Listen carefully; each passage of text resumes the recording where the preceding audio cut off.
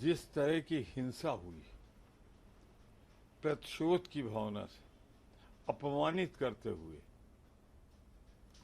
नृशंसता पूर्वक भारत जैसे महान लोकतांत्रिक देश के नेता प्रतिपक्ष राहुल गांधी को बर्बरता से गिरफ्तार किया गया है। उसके विरोध में हमने काले कपड़े पहने। राहुल गांधी की जो 3 मांगे समर्थन दे रहे हैं वो छात्रों को, उन तीनों मांगों का हम समर्थन करते हैं। पर युवा पीढ़ी से कहना चाहता हूँ, देश से कहना चाहता हूँ, अगर मन में ये मलाल हो कि आप उस समय नहीं पैदा हुए जब देश की आज़ादी की लड़ाई लड़ी जा रही थी, तो मेरा आपसे आग्रह है कि लोकतांत्रिक ढंग से, शांतिपूर्वक ढंग से इस सरकार के खिलाफ अहिंसात्मक ढंग से उतरें, लड़ाई लड़ें। इस सरकार के डीएनए में अंग्रेजों के वो वसूल हैं, इनसे लड़ाई वैसे ही लड़ना पड़ेगा संविधान बचाने के लिए जैसे अंग्रेजों से हमारे पूर्वज लड़े थे।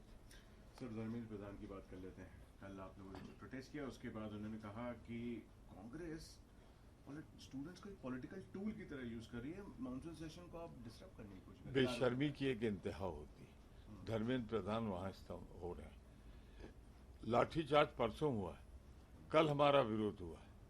तो अगर लाठीचार्ज हो छात्रों पे, बर्बरता हो उन पे, बिना नेम प्लेट के लोग घुस कर मारे आपके गुंडे, तो नेता प्रतिपक्ष या विरोध बैठा रहे चुपचाप, आवाज ना उठाए।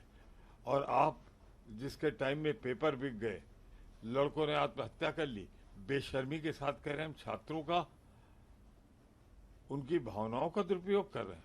मैं ये तो कहूंगा ये सरकार बेशर्म हो चुकी है। ये जो पाप है ये आपकी सरकार में हुआ है, तो ये जो कलंक है ये आपकी सरकार में हुआ है।